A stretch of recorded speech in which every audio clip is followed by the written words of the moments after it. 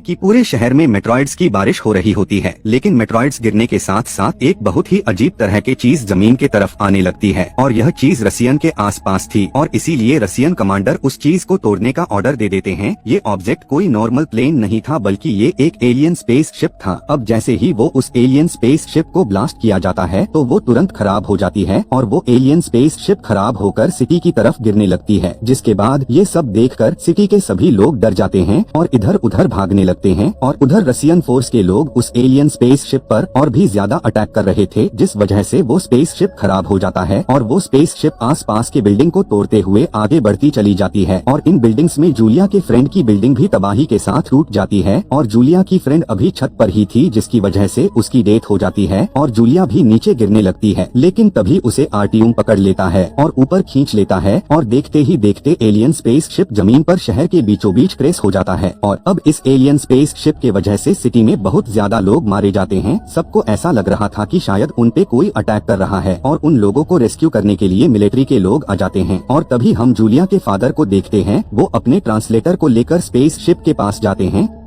तभी हम देखते हैं कि एक एलियन स्पेस शिप से बाहर निकल कर आता है, लेकिन वो किसी पर अटैक नहीं करता, इसीलिए दूसरे टीम भी उस पर अटैक नहीं करते। अब वो एलियन टेलीपैथी की जरिए ट्रांसलेटर को अपना मैसेज देता है। वो उनको बताता है कि मेट्रॉइड के वजह से उनका स्पेस शिप खराब हो गया था, लेकिन यहाँ पर तो हमें अच्छे से पता था कि रसियन एयरफोर्स के वजह से उनका स्पेस शिप खराब हुआ था, जिसकी वजह से वो अर्थ पर क्रैश लैंड हो गई और जमीन पर रहने वाले लोगों को उनका नुकसान पहुँचाने का कोई भी इरादा नहीं था और थोड़े ही दिन में वो अपने स्पेसशिप को ठीक कर लेंगे और हम इसके बाद यहाँ से चले जाएंगे। अब कॉन्फ्रेंस रूम में कर्नल सबको यही बताता है कि वो एलियंस हम पर अटैक करने के लिए नहीं आए थे, बल्कि हम लोगों की गलती के वजह से उन लोगों ने यहाँ पर क्रैश लैंड किया है। इसीलिए वो लोग अब ये डिसाइड करते हैं कि वो एलियंस को कुछ टाइम देंगे, जिससे वो लोग अपना स्पेस शिप ठीक कर लेंगे, जिसके बाद वो खुद ही यहाँ से चले जाएंगे। तभी हम देखते हैं कि जूलिया के फादर उसको हॉस्पिटल से लेने जाते हैं, जो कि आर्टियम के साथ देखकर उसे बहुत ही ज्यादा डांटते हैं और जूलिया को घर ले जाते हैं। अब क्योंकि जूलिया ने इस हादसे में वो अपनी फ्रेंड को खोया था और उसको एलियन पर बहुत ही ज्यादा गुस्सा भी आ रहा था, इसीलिए वो चुपके से अपनी फादर की गन को चुरा लेती है और अब जूलिया आर्टियम और उसके गैंग के साथ उन एलियंस को मारने का प्लान बनाती है। क्योंकि यहाँ पर देखा जाए तो आर्टियम किसी गैंगस्टर से कम नहीं था, इसीलिए आर्टियम और उसके गैंग लोग इस बात पर एग्री हो जाते हैं और अब ये लोग रात को छुपकर जूलिया के फ्रेंड की बिल्डिंग के पास जाते हैं, क्योंकि उस बिल्डिंग के आसपास ही वो एलियन स्पेसशिप मौजूद थी। उन्हें बिल्डिंग के पास एलियंस का एक डिवाइस नजर आती है।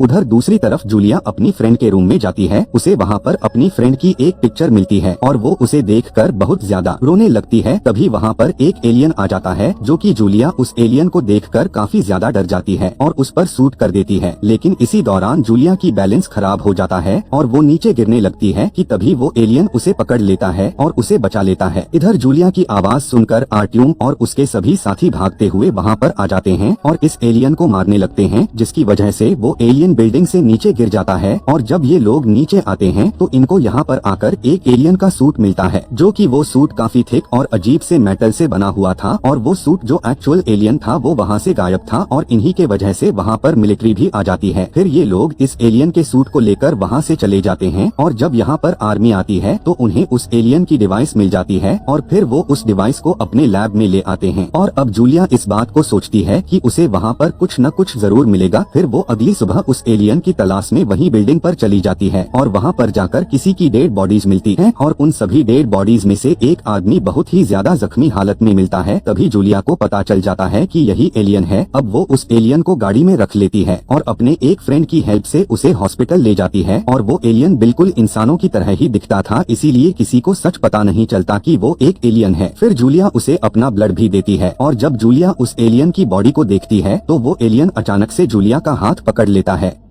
और कुछ एनर्जी अपने अंदर ट्रांसफर करता है, जिस वजह से जूलिया के हाथ में एक ब्रेसलेट बन जाता है। फिर जूलिया घर आ जाती है और जब वो घर आकर शावर लेती है तो उसे उस ब्रेसलेट की खूबी का पता चलता है, जो कि वो ब्रेसलेट पानी को कंट्रोल कर सकता था। यहाँ दूसरी तरफ लैब में उस डिवाइस पर सर्च चल रही थी, पर साइंटिस्ट्स को कुछ भी पता नहीं चल रहा था। और जब कर्नल पानी लेने जाते हैं तो वो नोटिस करते हैं कि पानी में अजीब तरह की वेव्स आ रही हैं। और यही नहीं, फिर अगले दिन एक साइंटिस्ट इस बात को नोटिस करता है कि सिटी की एक नहर बिल्कुल सूख गई है और तभी एक इमरजेंसी कॉन्फ्रेंस रखी जाती है। फिर वो सबको अपना ये गैस बताता है कि जैसे पानी इंसानी सेल्स को रिजनरेट करने के लिए जरूरी है और हो सकता है कि शायद ये एलियंस अपनी स्पेस शिप को ठीक करने के लिए पूरे सिटी का पानी ले रहे हैं और जिसकी वजह से जल्द ही लोगों के पास पानी पीने के लिए नहीं होगा। और दूसरी तरफ जूलिया उस एलियन को ठीक होने के बाद अपने गैराज में ले आती है। एलियन देखने में बिल्कुल इंसान की तरह दिख रहा था और वो एलियन जल्द ही इंसानों की लैंग्वेज भी सीख लेता है। और फिर वो एलियन जूलिया को बताता है कि मेरा नाम है कौन है और वो ये भी बताता है कि मुझे यहाँ से निकलने के लिए मुझे मेरा डिवाइस चाहिए और मुझे अगर मेरा डिवाइस नहीं मिलेगा तो मैं कभी भी अपने प्लेनेट पर नहीं जा पाऊंगा। और हैकॉन उसी डिवाइस का बात कर रहा था जो कि मिलिट्री के पास था, पर जूलिया उसकी मदद करने से मना कर देती है और उसको अपने घर से बाहर निकल देती है। अब हैकॉन वहाँ से जा ही रहा था तभी रास्ते में पुलिस उसको ट्रक एडिक्ट समझकर पकड़ लेती है, पर जूलिया भी पुलिस को कुछ भी बता नहीं पाती और फिर वो पुलिस हैकॉन को अपने साथ लेकर चले जाते हैं। और दूसरी तरफ आर्टियम और उसके साथी उस मेटल सूट को तोड़ने के लिए कोशिश करते हैं, लेकिन वो सूट इतना ज्यादा मजबूत था कि उसे कुछ भी नहीं होता। तभी मजाक ही मजाक में आर्टियम का एक दोस्त उस सूट में अपना हाथ डाल देता है और वो एलियन का नकल करने लगता है। तभी वो मेटल सूट एक्टिवेट हो जाता है और वो उसकी बॉडी से जुड़ने लगता है, लेकिन काफी ज्यादा मेहनत करने के बाद वो उसकी हाथ को निकाल पाते हैं। अब ये सब देखने के बाद आर्टियम का दोस्त उस पर गुस्सा करता है और उसे कहता है कि ये तुमने अपनी घर में क्या रखा है। अब आर्टियम और उसके दूसरे साथी भी टेंशन करने लगते हैं और अब वो ये सोचते हैं कि ये मेटल सूट और पता नहीं क्या क्या कर सकता है। फिर आर्टियम अपनी दूसरी साथियों से यह कहता है कि हमें इस मेटल सूट को आर्मी के हवाले कर देना चाहिए। उधर दूसरी तरफ सिटी में पानी न होने की वजह से ये लोग काफी ज्यादा गुस्सा थे और वो सभी लोग प्रोटेक्ट करने के लिए सड़कों पर आ गए थे। इधर आर्टियम उस मेटल सूट के बारे में बताने के लिए आर्मी के पास जाता है।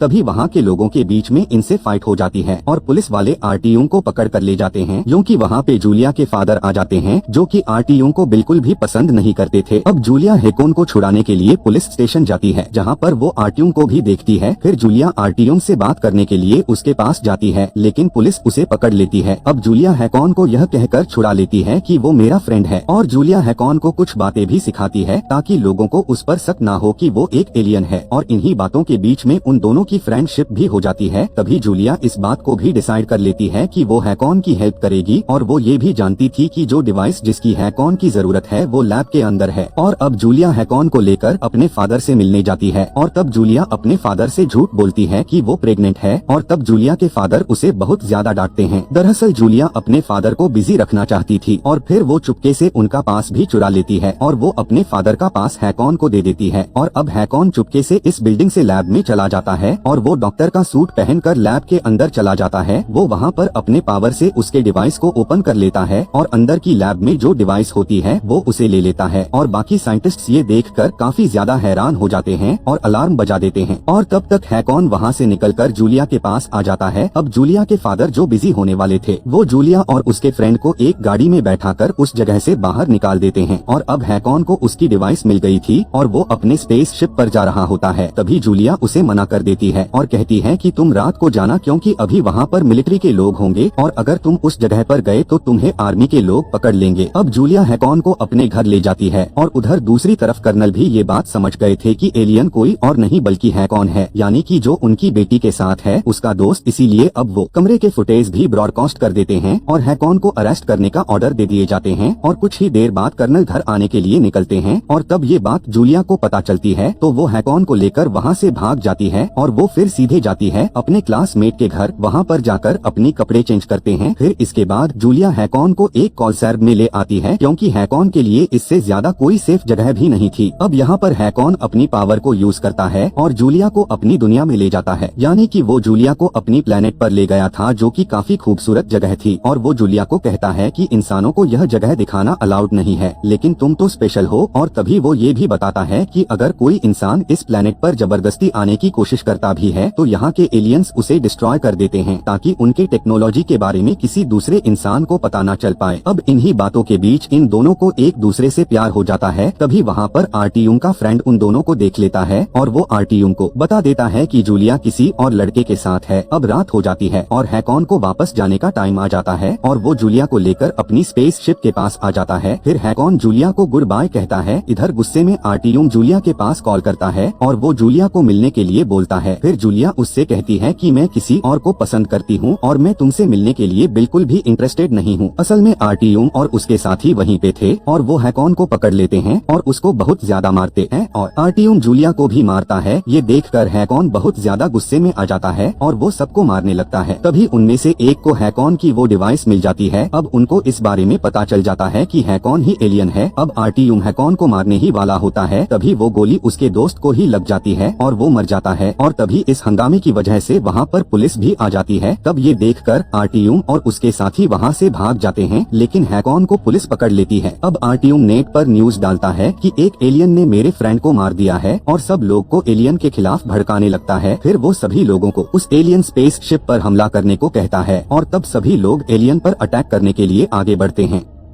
लेकिन स्पेस शिप से एआई रोबोट्स बाहर आते हैं और अब इन रोबोट्स और इंसानों में फाइट होने लगती है। और जब ये आर्टियम यह सब देखता है तो वो उस मेटल सूट को पहन लेता है और वो उनका पीछा करने लगता है। और तब आर्टियम और हैकॉन की फाइट होने लगता है और हैकॉन एलियन होने के बावजूद भी आर्टियम से हार जाता है। तभी आर्टियम उस एलियन की सूट से बाहर आ जाता है और हैकॉन पर फायर करने लगता है और इन सब में जूलिया और हैकॉन काफी ज्यादा घायल हो जाते हैं। और अब कर्नल यह देखते हैं कि उनकी बेटी काफी ज्यादा घायल है और दूसरी तरफ आर्मी आर्टियम को अरेस्ट कर लेती है। अब शिप के अंदर एआई रोबोट्स उन दोनों को ले जाते हैं। वो जूलिया और हैकॉन को अलग अलग चैम्बर्स में रखते हैं और अब इनकी एडवांस टेक्नोलॉजी की वजह से जूलिया जल्दी से ठीक हो जाती है, लेकिन हैकॉन को ठीक होने में टाइम लगता है। और अब एलियंस की स्पेस शिप भी रिपेयर हो गई थी और जूलिया और उसके फादर दोनों ही स्पेस शिप से बाहर आ जाते हैं और तब ये एलियन स्पेस शिप अर्थ से चली जाती है और अब जूलिया हैकॉन की यादों में ही अपना टाइम गुजारती है। और इसी के साथ यह कहानी यहीं पर खत्म।